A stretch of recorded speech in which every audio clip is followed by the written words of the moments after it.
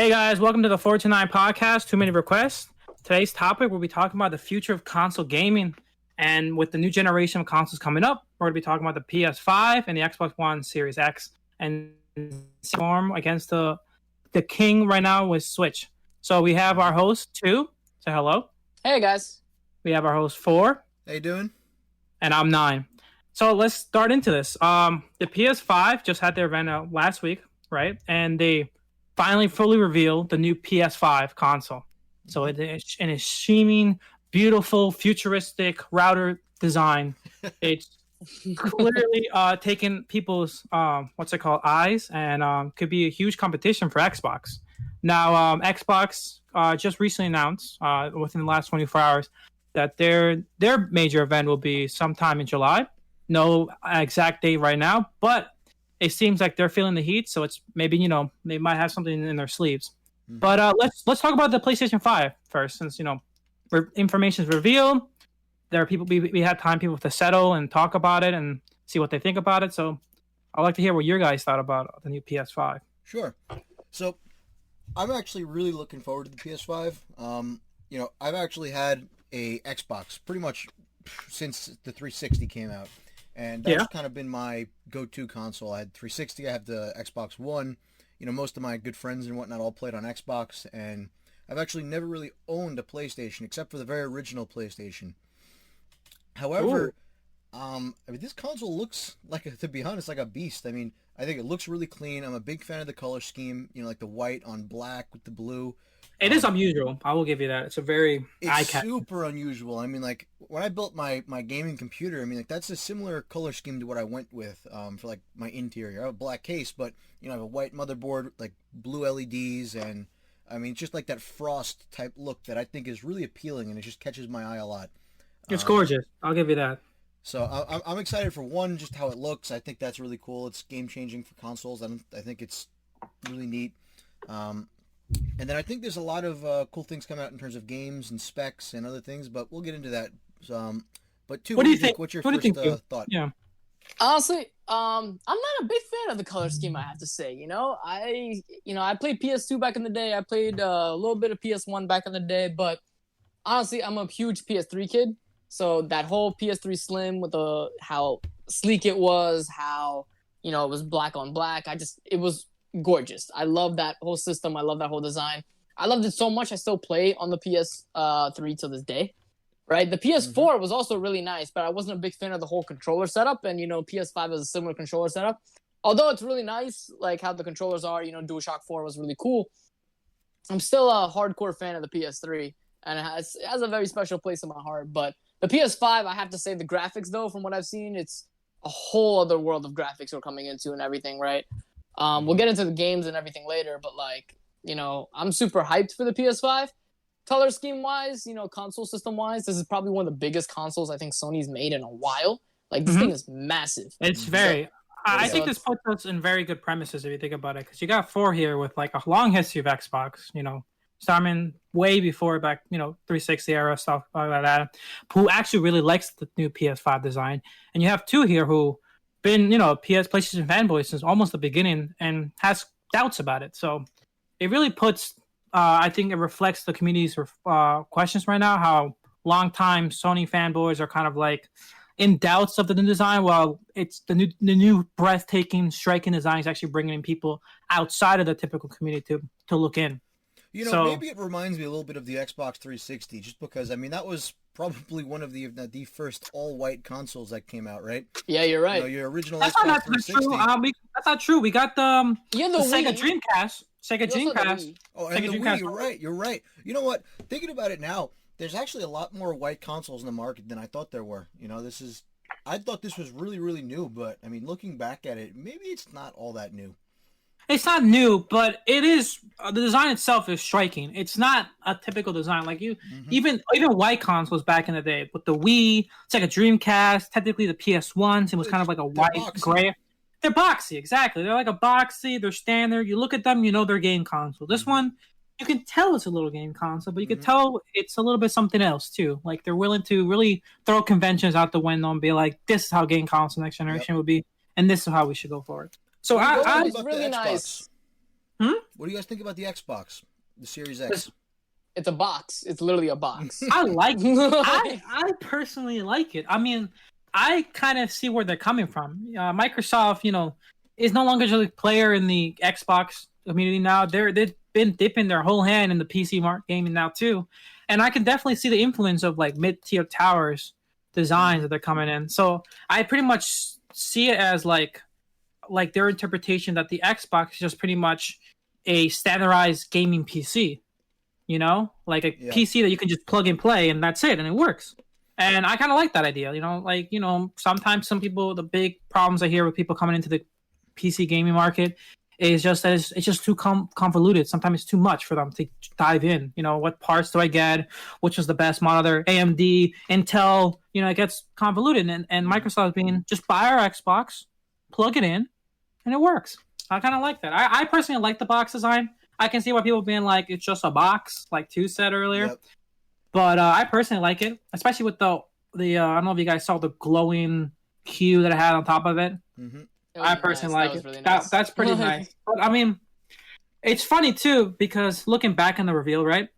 The way they revealed, I don't know if you guys saw the reveal video, but it came out of like the water, right? Mm-hmm. And it's like this big striking tower, right? So I expected it based on the design alone to be massive, right? But it's not that big. And then you have the PS4 where people thought, well, that's a slim boy. But it's actually much bigger than the PS3. Massive. So we're getting weird things about that. I'm not sure how I feel about the new Xbox yet. To me, it just looks so like awkward. I don't really know how to explain it, but like it just looks misproportioned to me.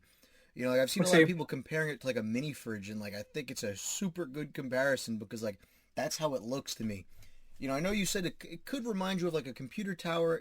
I could see it, but I mean, for me, a computer tower is just a little bit slimmer, sleeker, and like it just looks. I feel like it's just misproportioned. I don't know. It's something is off to me. I can't quite put my finger on it.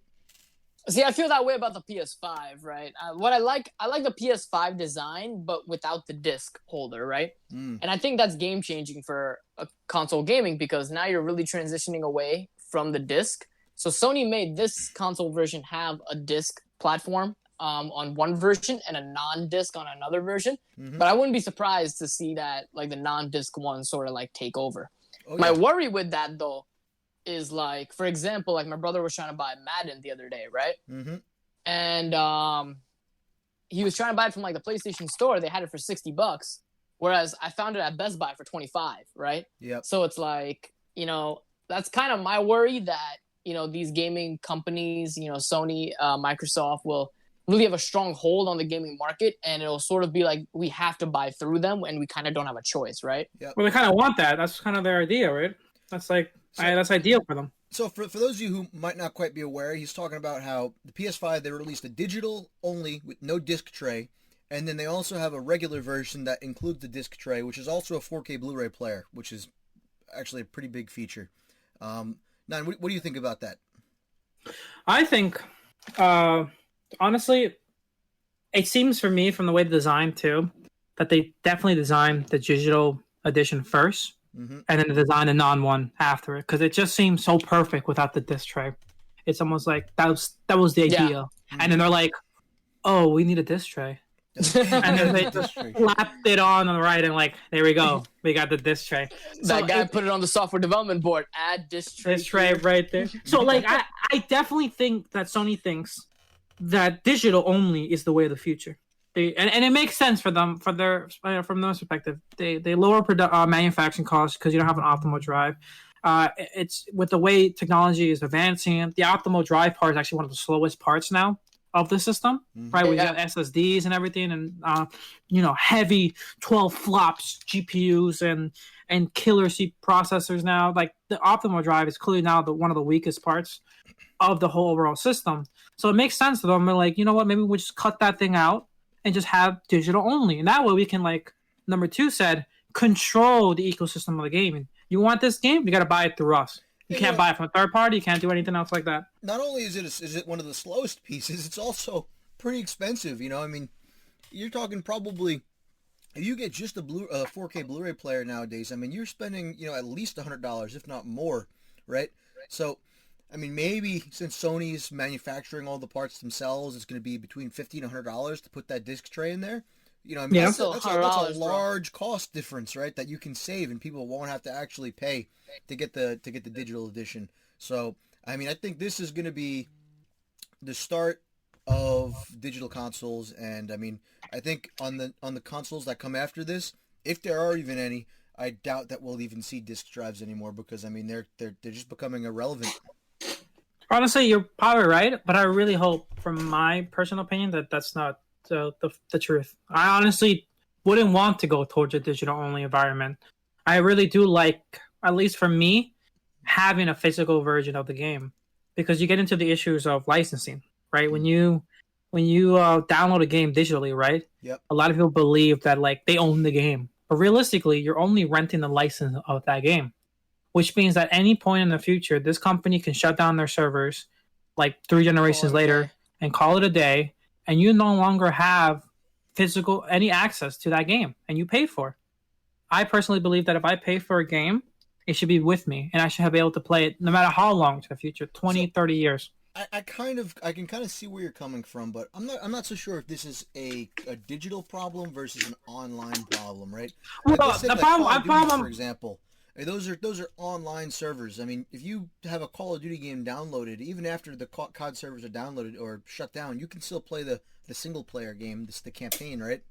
Yeah. you're right, but you got to remember, like, there's no guarantee in that, right? If I have a physical game, granted, there are some games that are exceptions, like you say, very heavily multiplayer focused games like Call of Duty or stuff like that, or FIFA, right? These are very heavily online focused and players that don't proper on them. Granted, 10 years, 20 years on the line, they're not going to work as well. But there are a lot of great games, single player focused games, that I can still pop in 20 years later and play. But my fear is that these even single player games will be affected if they're digital, because there's no guarantee that Sony won't say 20 years from the line, you know what, the maintenance of PS4 servers are too high, let's shut them down. There's no guarantee, and I'm going against the will of Sony versus my own will, and I just don't like that. If this was I could see this maybe being a console problem. Thinking about this from like a PC perspective, if I have that file, they can't delete it off of my computer. Like they can't do that. They can. I mean, versus on a PS4 or a PS5 or a console, I guess you're right. Sony could, in theory, delete that content off your hard drive or prevent you from playing it, but it has happened already. Actually, I can't quite see that happening at a wide scale. Like for instance, imagine you not being able to play offline games anymore. That would effectively make offline gaming not possible. Yeah. But that was the premise for the Xbox One when it came out. That was the exact premise. They said when the Xbox One first came out, launched back at the last generation, that it needed an internet connection to play even offline games. And it got such a blowout from the internet that they quickly removed it, and it's why it had such a weak launch to that generation. So Microsoft already has dabbed their toes in that sort of concept of has to be online only. We control everything going in and out of that console. So that's what I'm saying. Then like the consoles won't sell. Then like gamers are very picky.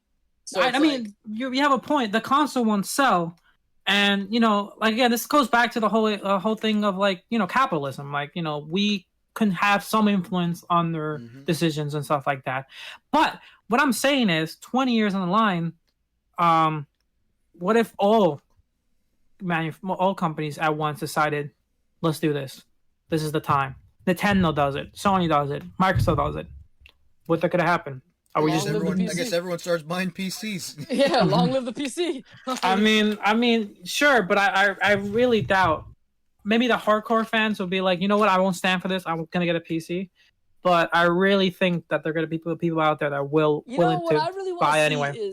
I want to see how these consoles actually launch. I want to see how the PS5 and Xbox Series X actually come to launch, because I think there has been a huge shift towards the PC market within the last 5 years, I would say, right? Yeah. And I think the one thing that's going to validate it completely at this point is going to be that if Xbox Series X and the PS5 don't have, as expected launches, or they have weak launches, I don't see console gaming actually being a thing 5-10 years down the line. I see maybe Xbox and Sony releasing their own PC parts, like sort of like an Alienware kind of thing, right? So Yeah. they're releasing their own PC parts because Sony's king of like the surround sound systems. They're up there with Adobe, so it's like they're king of the surround sound systems, king of home entertainment, right? Then you have Xbox, which is owned by Microsoft, which is literally king of the PC market. Mm-hmm. So it's like I wouldn't be surprised that I see these companies coming out with their own specific gaming sort of PC parts and shifting more towards that market if these consoles actually have a weaker launch.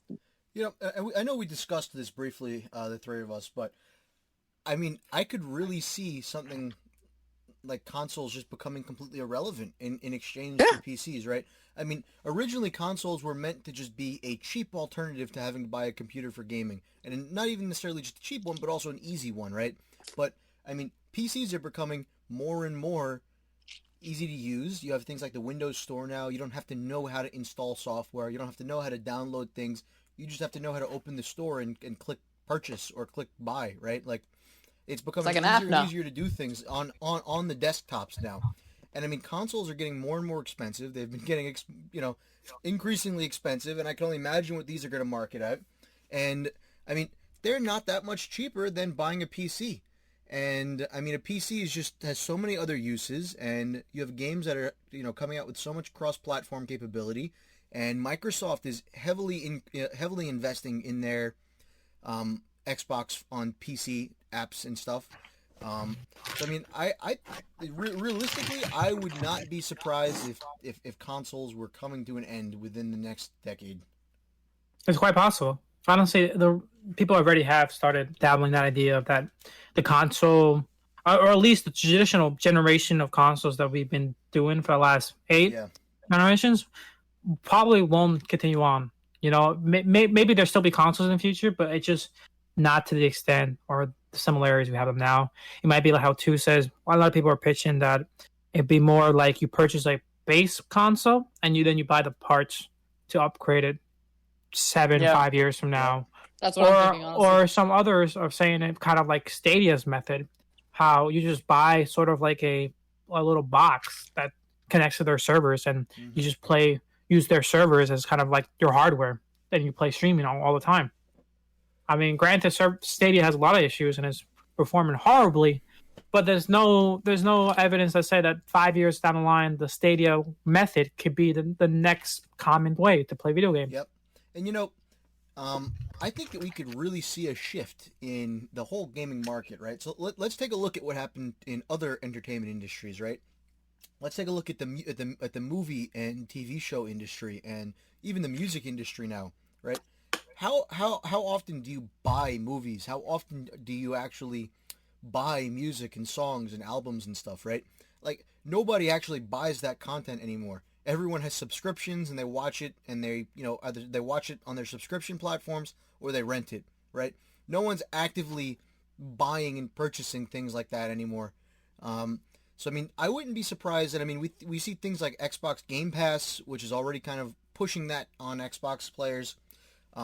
Where you're kind of purchasing a subscription, you get your games like that, and I mean, I think this is becoming the new norm. So, I mean, honestly, I agree. I mean, as much as I would like it to stay kind of traditional way, call me old-fashioned, but I like the idea of purchasing on hardware and then playing it through discs. I know that it's not going to remain the same, and I know it's going to change. Granted, how fast they change, if it's going to be for the best, I don't have the answers for that exactly. But we'll see. Let's start off talking about the controllers, right? Sure. So now both controllers are now revealed. You've seen the new PS5 controller, very similar to its console. And then you have the Xbox Series X, which seems almost nothing changed. So what is your thoughts on that, 2 and 4? I would say, the Xbox controller, it's sort of the standard controller. It's classic Xbox, right? They didn't really shift much away from it, which I like. It's like a call out back to like their old school fans and everything who's been with Xbox for a while. It's like a loyalty kind of thing. Yeah, right? like if it's not broken, don't fix it, right? Exactly, right? So I was a big fan of that. The PS5 controllers, they're much bigger now. They look a lot bigger now, Yeah, exactly. So they look a lot bigger now. It's going back to the PS4 kind of persona, but at the same time, they got rid of the color scheme for triangle, square, X, and circle. So that I kind of like miss, like the nostalgia factor there and everything. But would you prefer something revolutionary, very dramatically changed like the PS5 did, or do you like that pretty much the Xbox went with the whole, people like how it is now, you just modify a little bit and it's pretty much the same form factor. Yeah, to be honest with you, I think the PS3 controller was the best. If we could stick to the PS3 controller, that would have been great. Or maybe even the PS4 controller. The PS4 controller wasn't bad either if they want to keep that black touch bar, right? I mean, yeah. It's like this PS5 controller is not bad per se, but like, to be honest with you, I think the whole color scheme of just the PS5 just still throws me off. It kind of looks like the Tesla space launch suits the other day. Mm-hmm. So, it's still not, it's literally like a futuristic kind of thing, So we'll see. We'll really see. I guess, looking once we actually have it in our hands for the actual feel, I guess maybe my opinion will change. But for right now, it's like, it's a little different. And then I'm not sure if difference good in this sense here, considering how good the PlayStation systems have been. But I guess we'll find out. What are your thoughts? I'm a big fan of, I think, actually both controllers. So for me, when I think of a console controller or just a video game controller, I mean, I immediately think about the Xbox 360 controller. Like that for me is just like the prime example of a video game controller. Like that's the default, and to me at least. The Xbox One controller, it's okay. Maybe it's a slight upgrade. Maybe it's not. I mean, I had so many hours using the 360 remote that I'm kind of a little accustomed to that. But I can deal with the Xbox One remote. Now, reading up on the Series X remote, I've heard that they're trying to make it a little bit more ergonomic. It's supposed to fit different size hands better. They're rounding out some of the bumpers, making it more comfortable in your hand. Regarding the PS5 controller, I'm pretty happy they did things like including a microphone inside of it now, USB-C for charging, including the audio jack directly on the controller. I mean, I see these as major upgrades, very big things. I think is really good for the PS5 remote. Like I said, I'm a big fan of this color scheme, so maybe I'm a little impartial, but I'm a big fan of the white with the blue and black. I think it looks great. I mean, besides that, I don't really have a whole ton of experience with the PlayStation controllers. To me, they look a little odd because, both analog sticks on the bottom of the controller instead of one raised, one down. That seems a little off to me, but like I said, I've always thought of the 360 remote as the default, so that's probably why. And also, it's funny how you mention the technology in the PS5 controller, the microphone and all that, because that comes into another thing a lot of people consider when they buy a new console, right? Mm-hmm. How much would it be for me to get another controller? Mm-hmm. Now we're talking about technology like microphones and stuff like that and light bars. It's going to be expensive. That's what I'm saying. So what do you guys think the prices, given today's prices with controllers now and stuff, and they seem to be rising every generation, what do you think the price will be for the Xbox and the PS5 controllers? I think $50 a remote. You think $50? Yep. 50? 50? I think honestly, you got good hopes for them. Yeah, I think PlayStation keeps it at the standard $60, what it's been keeping it for a couple of years now, right? Yeah, so if I'm not mistaken, a regular Xbox One controller is standard is $65. Yeah. And a PS5 controller, I think, is $60.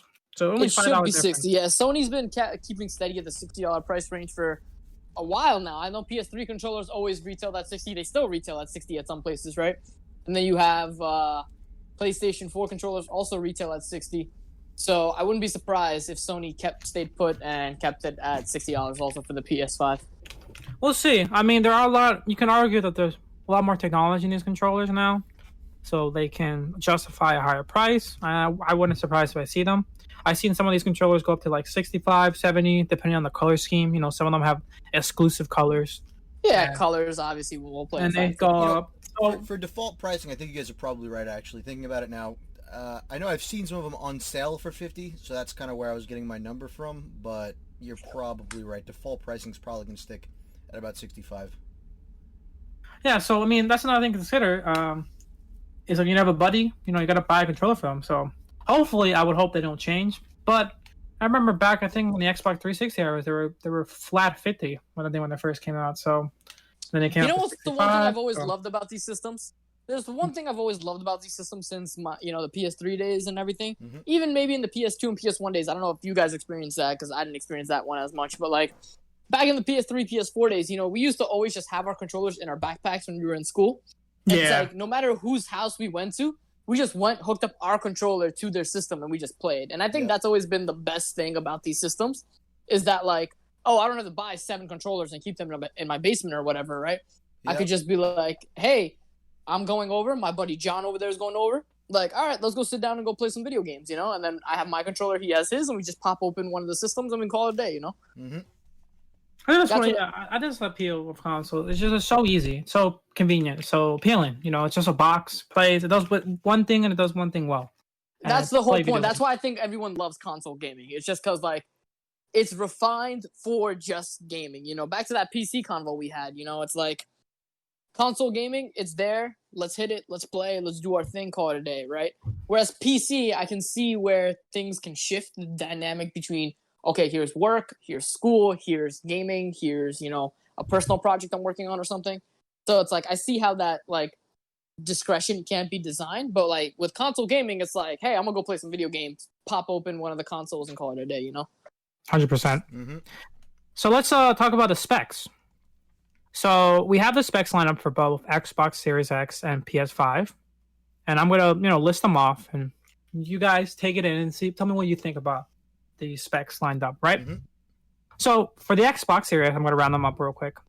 They have the CPU, which is an 8Z Zen 2 core at 3.8 gigahertz, right? Mm-hmm.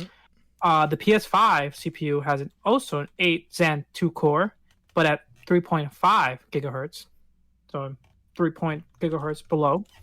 For the PS5, it was a 2-core processor? It's a 2 core. They're both 2 cores. They're 8 2 cores. Okay, I think you mean they're 8-core with a Zen 2 based CPU. It says 8X Zen 2 cores. I don't know if Zen 2 is just the name of the thing. Or Zen 2 is actually the kind of the brand, series. the model? It's the model or the series, yeah. Okay, The so then Zen it's 2 8 cores. series is It's an 8-core, yeah. So it's They're an both 8-core 8 cores. AMD Zen 2. Yep. Got it. So it's an 8 core Zen 2 brand model, right? Mm-hmm. I think that's AMD, right? It is Zen AMD. 2 That is AMD. AMD. So they Yep, both that is decided to go over AMD. Ouch for Intel. The GPU, so the Xbox has a 12 teraflop, 52 SU at 1.825 gigahertz. Mm-hmm. It's a custom RDNA2. Mm-hmm. And the PS5 has a 10.28 teraflops, 36 CUs at 2.2 gigahertz Mm-hmm. with different variants frequencies. So But it's also less... an RDNA too. Yep. Yes, but Xbox claims that theirs is a custom. Well, I think PlayStation's just a standard. PlayStation RDNA. also claimed theirs was custom. Oh, okay, then perfect. Then yeah, you have 2 customs RDNA2 with the only difference pretty much being is talk about 2 teraflops difference. Mm-hmm. So once again, seeing that the Xbox just has slightly over of a technological edge. Mm-hmm. For RAM, they're both at what's it called, 16 gigs, Mm-hmm. GDDR6. So pretty good. Memory bandwidth. Xbox claims that they can do 10 gigahertz at 556 gigahertz per second, or 6 gigahertz at 33.6 gigahertz per second. I see 2 different speeds there. While PlayStation just claims 448 gigahertz per second. Optimal drives, they both have a 4K Ultra HD Blu-ray drive. So Sony's really winning on that one. And then finally, 2 other things is their storage. So the internal storages, Xbox is doing a 1 terabyte custom NVMe SSD, Mm-hmm. while PlayStation just has a custom 852 gigahertz SSD. 825. 825 SSD. So Microsoft is a little bit ahead with that NVMe. However, PlayStation says you can extend it with an NVMe slot, while Microsoft says you have a 1 terabyte extension card, which I believe is for hard drives. Mm-hmm. So they also have an external support on the Xbox. USB Yeah. 3.2 external hard drive support.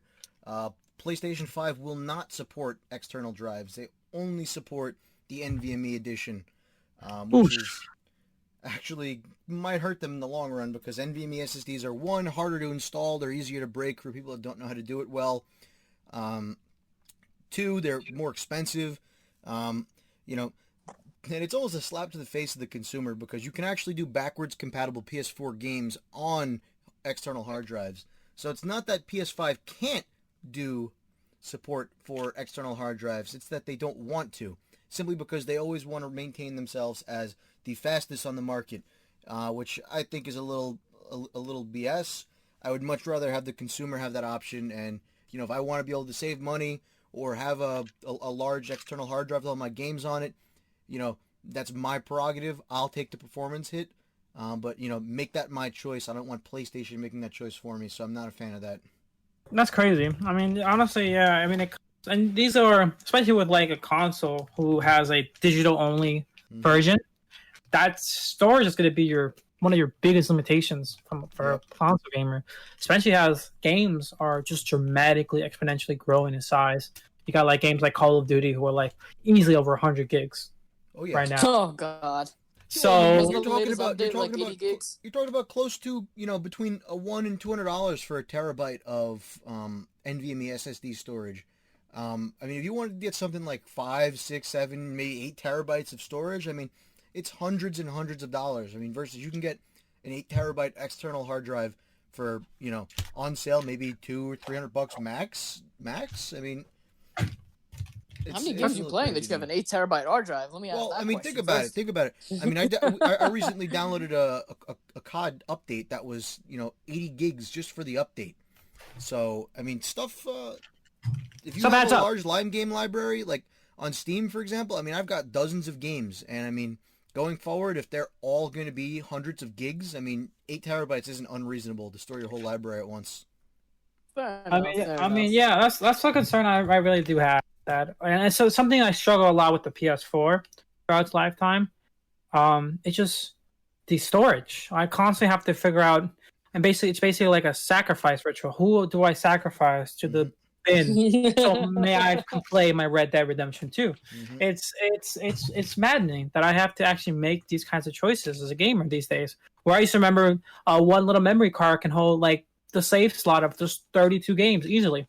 GameCube days, I remember.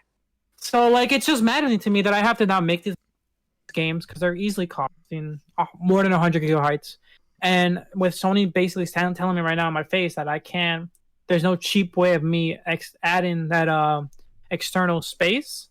That's a kick to the face. To be honest with you, I think this goes also back to like disc versus online. I think that's definitely gonna be one benefit to get the disc version of the PS5 because it's like, hey, if you delete like the software off your PlayStation, right? You at least have the disc to reinstall it, right? So it's like you can always go back and reinstall it. Whereas you may not have a PlayStation account in the future, so you may not actually have it. So at least you own a physical copy of the game that you can always just install back if need be. Also, back to that whole debate about disc and online only, right? Quick thing I want to add in is that this is also relying on another factor that a lot of people don't take consideration. But your internet speed. Oh yeah. Right. So like, not everyone easily, not even just in America, but around the world, not everyone has a gigahertz per second internet speed, so they can just download insane 100 gigabytes of games in within 20 minutes. I mean, let's talk about even just Middle America, right? Middle America, in some of these rural neighborhoods, they're still getting sub 1 megabyte per second download speed. I know people who are getting kilobytes in download. Exactly. I mean, and if you're lucky in Middle America, you're going to be getting sub 100 megabytes per second. I mean, not everyone is fortunate enough to live in an area where you're going to get gigabit speeds or even close to gigabit speeds. Yeah. So like, imagine you're someone in that area. You don't choose where you live, but you had to live in that. Could it be for family issues, work issues? Right now, you have to. You are where you are. You can't take that. You buy the new PS5, right? And you start installing the game, and you realize that not only do you have to install the game, right, through digital only, but you also now have to do an update. Yep. That's 2 slaps in the face before I can play my new shiny toy. I actually have some friends that live out in middle America, and occasionally I'm like, oh, why don't we play X game or whatever? And he'll be like, okay, all right, let's play it. And then we remember, oh, he doesn't have it installed. Okay, we actually cannot play that game tonight because he has to spend all night downloading it. His computer needs to be on overnight downloading that game, like 12, 14 hours to get it done. So Exactly. And we're talking about like this is just like the typical things for PCs, throughout the thing. But now that issue is slowly getting added to consoles, right? You're losing that one main appeal that consoles always had, which was that plug and play accessibility. Now that's also being tossed away. So like that's one of my concerns about the digital only era that we slowly seems to be going to. I don't like it. I just don't like it. But we'll see how it is. So another thing, games, right? I mean, like you can have a shiny toy, play whatever you want. It can do 20, 50 teraflops, whatever. But it doesn't have the games. I ain't buying it. So let's talk about the games real quick. PlayStation announced a whole lot of their games during the last event. Yep.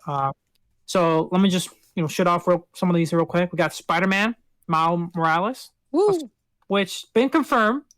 It is not just a what's it called? It's not a DLC. It's a standalone. It's not a standalone. Yeah, exactly. It's not a DLC. It's a standalone. A lot of people were itching back and forth. Some people say it was DLC. Some people say it was a standalone. Finally, a few days ago, a developer came forward from Twitter and be like, "No, it's a standalone. Don't worry." No details on the prices, but I really hope they don't go with the whole full 60. The way I'm hearing it, it sounds like it's like an 8-hour game. So not like a full blown game like the last Spider-Man game. Or $40 perhaps. 30. I wouldn't mind $40 since it is a new game. It's a launch game, and launch games are typically more expensive. That's what I'm thinking. They're gonna stick with 60. I really hope not, because from what I'm hearing, it's not like a full blown game. So they shouldn't pay me like a full blown game, Yeah. But we'll see. I got a good hope for them. These guys are great. I love developers, so let's hope. And it's coming out this holiday, so that's pretty quick. It's really quick. Yep. We got Gran Turismo 7. I'm not sure you guys are racing fans, but I love from time to time. I love playing racing games. Yep. And Gran Turismo is just a veteran in the PlayStation lineup. You just cannot have a PlayStation game without Gran Turismo. Oh yeah. Resident Evil 8 was also announced, which is a direct sequel now to the 7th one, which has been a while. Not confirmation if it's an exclusive only to PlayStation, but it might be a time exclusive. So, Horizon Forbidden West, a direct sequel to Zero Dawn, another popular exclusive game that came back in the PS4 lineup. Very big game, new IP, right? Oh yeah. And it looks gorgeous. I'm very excited for this one. I didn't play the original, but I did see the trailer for this, and I mean, like I said, it reminds me of Avatar, that movie with the aliens and just like that beautiful planet. And I mean, the color scheme, it just seems really soothing. I like the exploration aspect of it. I could definitely see myself kind of getting lost in this one. I have played the first one, and I could say it's a very gorgeous game. Very unusual premise too. It's part of like a sort of, if I remember the premise, pretty much the world's kind of in the future. Humanity has reverted back to a primal era because how far technology exploded, and technology kind of bit us in the ass and reverted us back to primal age for many centuries. So now that's why you have these big high tech creatures, quote unquote, roaming around, but humans are still living like tribes. So it's kind of a weird premise. I like it. Has some good ideas working with it, and I hope the sequel really blows it out and get some of that success they need. They got Ratchet and Clank, another stable IP in the Sony Planet PlayStation. Classic, yeah. Classic game. A lot of people are loving the premise of this new one, Rift Dimensional. So hopefully they can do some wacky stuff with this. So we'll see. And apparently also announced a whole new character during the trailer that's supposed to be a very important character. So it's been a while since the series had a very important character like that. So we'll see how that goes. Yeah, it looked pretty cool. Looked very fast paced. Pretty interesting. And I think most appreciated one of the lineup, other than Spider-Man, was Demon's Souls. So they're remaking Demon's Souls. I don't know if you guys played Demon's Souls, but it was a PlayStation 3 era game back in the day. I think it came around the launch of the PlayStation 3. Didn't do so well. But you may have heard of its spiritual brother, Dark Souls. Mm-hmm. So, that game did actually blow up, did get super popular, and spun off billions of sequels and spin-offs with Bloodborne and Dark Souls 2 and 3, blah, blah. So now that the franchise and the company's doing well, they're going back to their first attempt and remaking it for the PS5. So I'm personally excited because I never actually played Demon Souls, but I love Dark Souls 3 and those types of games. So I'm personally very excited for that game. And then we had some other, I would say, pretty exclusive and pretty exciting games. There's 2 that you said that you were pretty excited for. Do you remember them? They were Project Aliyah. Yep. Atlia. And Athlia and Returnal. Yep. A weird name. So I remember the really weird concept. I don't know if you remember the trailers. Mm-hmm. But like it's kind of like dealing with death looping and kind of like futuristic like planet exploration. It's Aliens really stuff, right? alien stuff. It's super crazy, super stuff. These look like to be new IPs, if I'm not mistaken. Mm-hmm. So, and they seem to leave a lot to the imagination. I was I'm a pretty big fan of both of these. I mean, Project Athia for one, it looked really, really, really fun. Like watching the actual trailer for this. I mean, everything looked kind of like fast paced. People were jumping around, like the actual movement. It was just like I wanted to pick up a controller and start playing myself. And as for Returnal, this actually reminded me of a movie, sci-fi movie from a couple of years ago called Prometheus. And just the color scheme and, I mean, just like the space suits they were wearing, and it all just kind of was very appealing to me. They look like really good games, and hopefully, they turn out to be great games to play with. We'll see how they go. But other than that, we had Sackboy. I don't know. Have you guys ever heard of Sackboy? He's part of the Little Big Planet series. He's pretty much their Mario, right? And just like Mario, they turned him into a 3D platformer now for the first time, so no longer 2D. And we got 2 that I was saying that first time actually been very exclusive for a non-first party game in a while, but Destruction All-Stars and Deathloops. So Destruction All-Star is basically this derby and twisted metal hybrid of a game, right? Kind of cyberpunk era-ish.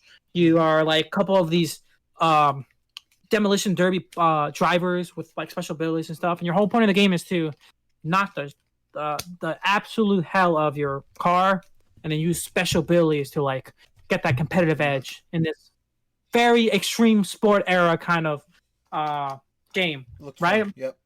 It looks crazy fun, very goofy, very silly, just my type of game. So I really hope it plays pretty well too. And the other one, I think you're also excited with me on this one, was Deathloop. Oh yeah. Which is a Bethesda published game. It had very BioShock vibes when I was looking at it. Mm-hmm. I actually thought it was BioShock 5 or 4, whatever. I had that same exact thought. I was waiting for BioShock to pop up, and it just never did. It was crazy. It had the same aesthetic, the same feel, almost even the same music. It really clicked with me when they were showing off the enemies and these guys that had these like New Year's masks, and I was like, that's BioShock 1 and 2 right there. This is BioShock 3. Called it, waiting for it, and then it hit me. Not BioShock. It also kind of reminded me of Deceit. I don't know if you guys ever played that at all. No, actually. I never actually played that. Sorry, not Deceit. No. Oh, what was the name of that game? Remember you were playing as the it was almost like BioShock and Assassin's Creed combined. I forget. I cannot remember the name of this game. The combat system seemed very familiar to me. It reminded me a lot of that. If I remember it, I'll come back to it. But I can't remember. The premise of the game is also a very unusual and very crazy one, which is why I also really like the game. You're pretty much this dude, right, who's being let out, right, and you want to escape. Mm-hmm. Naturally, you're a prisoner. You want to escape naturally. Everyone's out trying to kill you, so you're trying to kill everyone you're going through, and then you die. But then when you die, you don't die. You come back where you started, and then pretty much the whole premise of the game is that you're trying to literally escape this repetitive death loop, title. Be as everyone's trying to kill you, so everyone view you as killing as like a sport, like hunting a rabbit, and it's up to you to, actually break the loop. So really cool premise. I really like the whole premise. it seemed also in the trailer they were hinting as like some weird competitive multiplayer based on the other character who also showed up in the trailer. I wouldn't be surprised if another player can control her, and like someone, you could be playing the game trying to like break the death loop, and then another player just hops in as like an enemy AI and like just ruins your day. So I'm really excited with this. By the way, I remember the name of the game now. It was Dishonored. That's what I was thinking of. Dishonored, yes, yep. I did play that one. It's kind of like Assassin's Creed, and has like BioShock, Sherlock Holmes kind of aesthetics. That's very good game. That game, Deathloop, it reminded me of a cross between BioShock and Dishonored. Like that was what I imagined that being. Yeah, it's like, I wouldn't say it's not cyberpunk, but it's like futuristic but old at the same time. It's kind of weird. But yeah, I'm really excited for these games. And then also PlayStation announced some non-exclusive games. And then you got the classic sport games, NBA 2K21, Hitman's coming out with a new one, and the one that probably the most controversial of the bunch, GTA 5 is being announced for the PS5 again. So this is the third generation of consoles that GTA 5 has touched and will be deployed on, starting back with the 2 generations back with the 360 and the PS3, and now reaching all the way across to the Xbox Series X and the PS5. Yep. So this thing has been going on for almost 8 years, right? And this thing doesn't die. Granted, there are rumors that they're making a 6th one, which I'm pretty excited about. But honestly, I'm not surprised by the move. I wouldn't. It's just an easy way for Rockstar to put a game on, launch on launch platforms. Get players interested at least, or hold off with a nice graphical uphold and upgrade, and keep them entertained a little bit longer until they crank out the next. I cannot imagine what the code base for GTA 5 looks like at this point. It must be a mess. It's basically like the way I picture it is pretty much like a bunch of bolts and pipes duct taped together, and there's always one screw falling out, and there's steam coming out somewhere. And they're like, we'll patch it up in the next one, and then that patch breaks the other part of the pipe. That thing has been going on for 3 generations of games with I don't know how many updates, with so many different events. Though I gotta give props to Rockstar. They haven't really, let the game die. I mean, they still support it with many different events and constant updates to the game. I can't even imagine how much cars this game has now. I keep hearing new events. This game comes out. Like, I remember a few years ago there was an event for race car driving and stunt driving and stuff like that, and they just keep releasing new. I stopped playing this game like years ago, but I can't even imagine what new content this game has now since the last time I played it. So, I mean, I can see why people hate it. I also kind of frustrated, but as long as Rockstar makes me wait too long for the next one, I'm perfectly happy with this. Yep. Now the question is if they're gonna charge me $60 again, or we'll see. But so Xbox, right? Their event's still not there yet, but they do have some confirmed Xbox launch titles at least. Right? Halo so you got your standard Halo Infinite, which just dropped a big teaser yesterday, right? On their Twitter. Huge things apparently coming out for Halo Infinite. Probably some gameplay coming up real soon. So I'm really excited for that. But look at the Xbox Series X launch titles. They're pretty much last gen games being ported over. We got Rainbow Six Siege, Destiny 2 with the new Beyond Light, Yakuza, Like a Dragon, which is a new game, I believe. Call of the Sea, NBA 2K21, Madden NFL 21, a game called The Medium, and Ascended. I think we've also got Senua's Saga Hellblade 2, which is a sequel to Hellblade, the first one, as well as Scorn. Yeah. So, I mean, honestly, it's pretty weak, I have to say, compared to the PS5 lineup. Oh, yeah. I really hope that we see some more exclusives or maybe some cool things coming up when they actually have their event and they go through some more of this stuff. But, I mean, I kind of, to be honest, I have low hopes because I think PS5 has a very strong exclusive game list. So I would say the one reason why the PS4 did so well the last generation is because they're exclusives. The Last of Us, and The Last of Us, and The Last of Us, and The Last of Us, and don't forget The Last of Us 2 that just dropped. You have games like Horizon Zero Dawn, which we just talked. The sequel's coming out soon. Spider-Man, which was a real heavy hitter for a lot of people, and one for me personally. And we had games like maybe not as heavy hitters, but still add value, like Sackboy with Little Big Planet, Ratchet and Clank, Gran Turismo.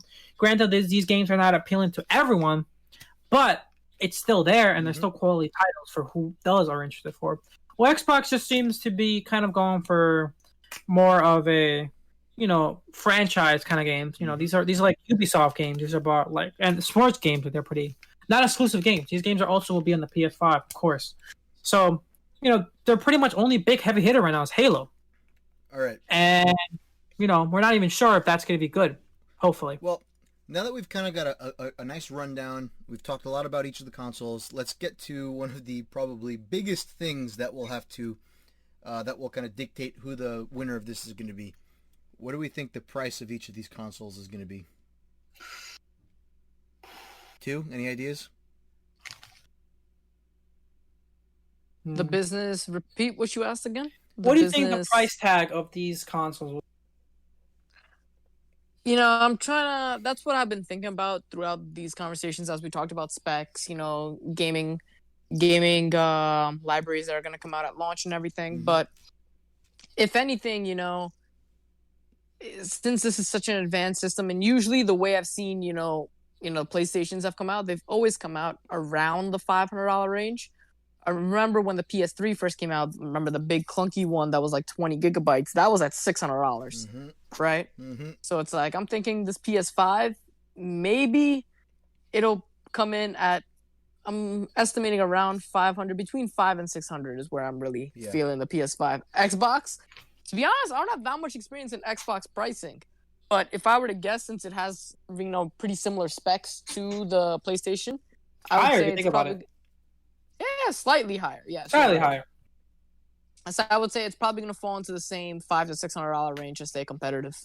Yep, 100%. Rumors have it that the PS5 is actually about $600. You think that's the digital or the non-digital? I think that's the non-digital. I think I agree. Digital would be 500. Yep, that's my guess also. 500. I wouldn't be surprised if they do 450 for the digital one, just to really drive home that they want you to get that. I think that's pretty much how Sony's going to play this game. They're going to drop the 600 price on everyone. Everyone's going to be, no, you can't do this. It's going to be like PS3 all over again, and the disaster that is. But they're going to be like, boom, buy the digital edition. I got this 451. Hey, it doesn't do this, but still plays games. And everyone's like, that's pretty tempting now. I'll buy. So, I think that's how they're going to drive the digital market. I would not be surprised if Xbox tried to come in with their full Xbox around the same price as the digital PlayStation. It's just a little box, though. It's like a little tiny box. I mean, Xbox loves to lowball their prices, and I would not be surprised if we see the Xbox Series X cost the same as the digital edition PlayStation 5. Honestly, if Xbox really wants to shake the market in the digital realm, they should go really hard on their Windows platform. Mm-hmm. Like like you said earlier, they were dabbling on whole Microsoft and Windows Store and all that. You could buy games there, but it always felt like it was kind of like an add-on to the Windows Store, not really like a big heavy catalog in there. Mm-hmm. I have to actually directly look for games if I want to buy something there. Not like it's there. If they really want to hit this on home, they should really make either a separate store on their Windows 10 thing or really make it apparent for the Windows Store and really drive home, hey, the Windows Xbox Series games, they're also on PC now. Yep. And that will really shake up the whole market. That would be so big. In my opinion, cross-platform is going to be really, really big on these next-gen consoles, especially on the Xboxes. And, I mean, Microsoft, I'm pretty certain every game that can run on an Xbox can run on Windows also, right? The software is the same, essentially, right? So, essentially. I mean, realistically, I don't see why they're not focusing more on cross-platform. I mean, they're alienating all of these PC gamers, right? That they're just not capitalizing on.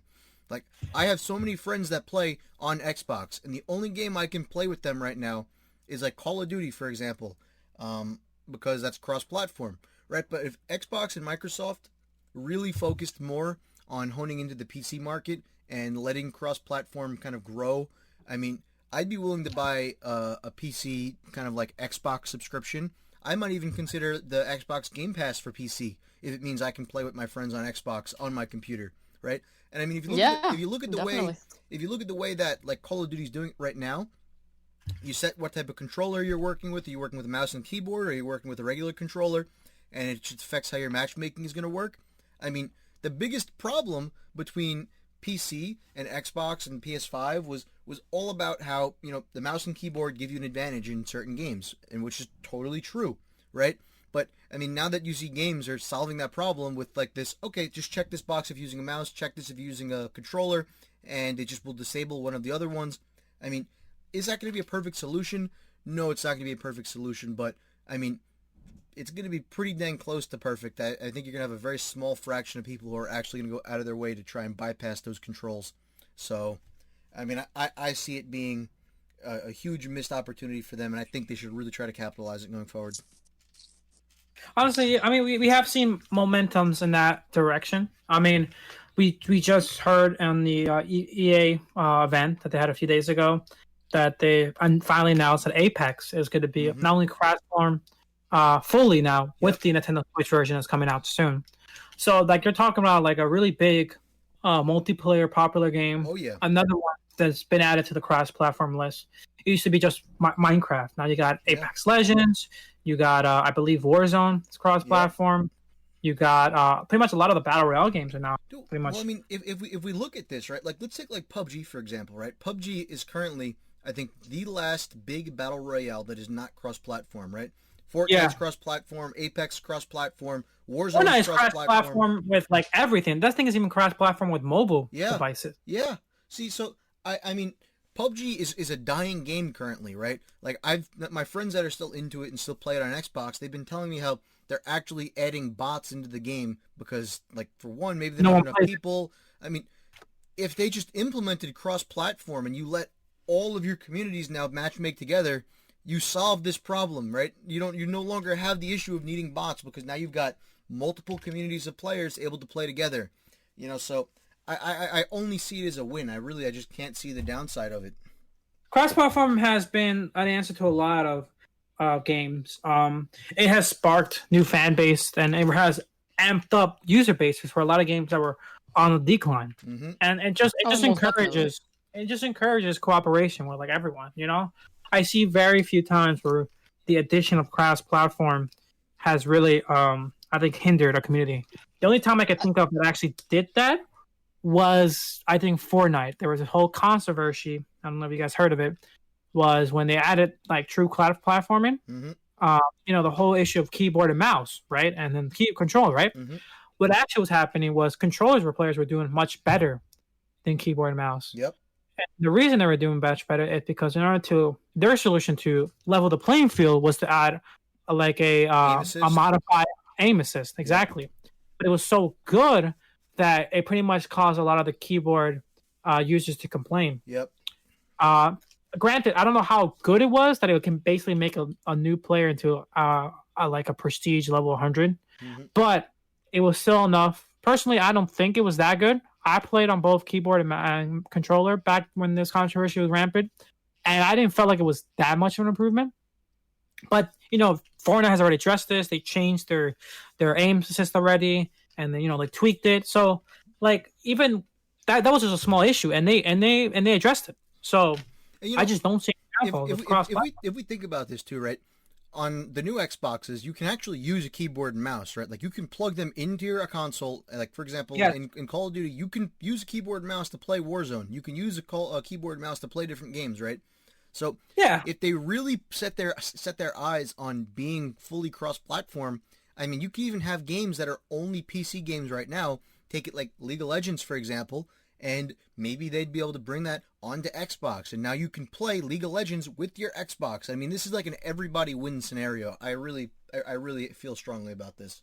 Well, almost everyone, I would say. I think, you know, I think Microsoft has definitely the edge in the cross-platform because yeah. the PCs and the Xboxes and everything. But for Sony, I see the cross-platform gameplay between, Xbox, PC, and, Nintendo if they want to bring on Nintendo, right? Yeah. But I think PlayStation itself would be falling behind on the cross-platform. And then Nintendo, I think, would also be falling behind on the cross-platform. You would just think, because. right? Oh, that's You would definitely think. true.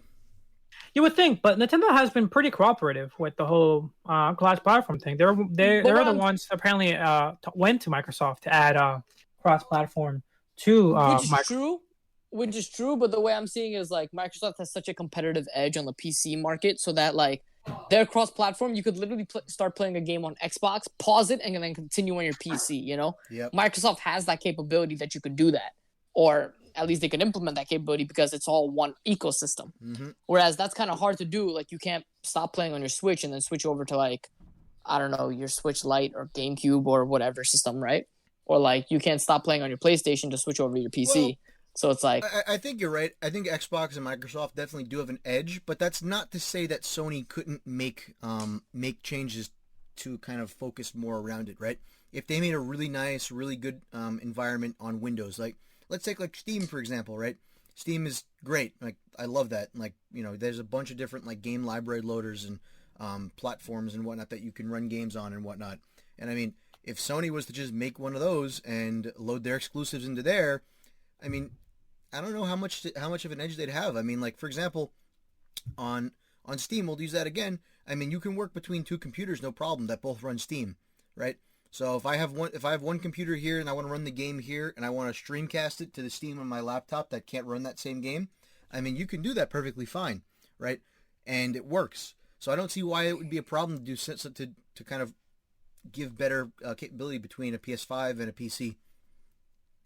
Yeah, honestly, yeah. And another thing we should also consider, right, when we crash these two together, right, is their last gen support. Mm-hmm. Right, that's another thing that Microsoft is also taking big strides towards, just like cross-platform, where they're basically saying, their program that they did back in the Xbox One era, right, where they're trying to port Xbox 360 games in there, right, yep, and stuff like that. They already stated that for the new Xbox Series X, all the games that already been introduced and added to the program will be available along with every Xbox One game on launch. So you're now talking about that even if Xbox Series X doesn't have huge exclusive games coming on out, you have a whole library of 2 generations worth of games to come back. And PlayStation only said a select few so far. They said the majority of the PS4 games will be in it, but that's not everyone like Microsoft said with theirs. And they didn't even tackle, their PlayStation 3 lineup, which apparently I have nothing about. So I do think you're partially right though, because I do think that Xbox being one ecosystem in general, I mean, you could just copy and paste files off of an Xbox onto a Windows computer, and I would expect that they should probably run, because Xbox is probably just some modified form of Windows, right, at a baseline. Essentially, yeah. Versus, I think you are partially right about this. It would take, like I said, it would take more work for PlayStation to get it to work, but I don't think it would be impossible. Exactly. And I think to finish this topic up, we'll be addressing cross-platforming, we address last-gen performance, specs, price, controller, design. Mm-hmm. And I guess with those things in mind, even before we even touch the games, or even play the games, or even touch the consoles, right now, what are you guys leaning towards buying if you were to purchase one day one? Let's start with 4. So, I've always been an Xbox person. Yes. Not necessarily because I feel so strongly that Xbox is a superior console, more so because all of my friends have had Xboxes, and that's just kind of what I was forced to buy. Of course. Excluding the fact that most of my friends have Xbox and will likely get an Xbox, I would probably buy the PS5 for the exclusive games. I really like some of the titles they have. I think they look like a lot of fun. But because I know that most of my friends have Xboxes, even though I don't really play Xbox all that much, I would probably, if I had to buy one of them, lean towards the Series X, just because if I was going to play with them and cross-platform support wasn't a thing, I'd have to do that. But I do think cross-platform is at a point where I don't necessarily need an Xbox. So I'll probably keep my PC. We can play Apex. We can play Call of Duty. I think new titles by those manufacturers will likely support cross-platform, and I don't necessarily think I'm going to need the Series X, so I'm probably going to wind up buying a PS5 if I buy either of them. Now, what if here, fix your problem? What if you just buy them all a PS5? Good point. Let me just spend $5,000 and buy all of my friends' PS5s. Thank you. Brilliant. There you go. Idea. I fixed your problem. Brilliant idea. Number 2. Genius. What would you do? Genius. What would you buy? Let's say this holiday. Honestly, I'm not. You guys both know. I'm not that much of a gamer anymore. Just with work and a bunch of other things I'm occupied with these days. But if I were to go with one, I'm a Sony boy. Deep down and everything. So I would have to go with the PS5. And just it's not something I would be upset by at all. Just because the PS5, it's a well-built console. Yes, I have my dislikes for it, with maybe the color scheme, right, and maybe how everything's set up. But just playing on PlayStation, I always had my friends on PlayStation, ironically, so it's not that much of a shift for me on that front either. And just the vibes I'm getting from the PS5, and I've always been accustomed to the PlayStation platform. I'm excited for it. I can't wait to see what it is.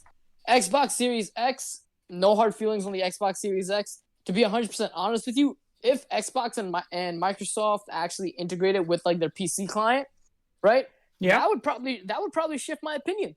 To be 100% honest with you, to go from a PlayStation to an Xbox, that would probably be the one thing to shift my opinion. If they can perfect the system outreach between Windows and Xbox, I think that would definitely change my mind completely going towards an Xbox. But at the moment right now, as these two consoles stand, if I were to get one, it would be the PlayStation.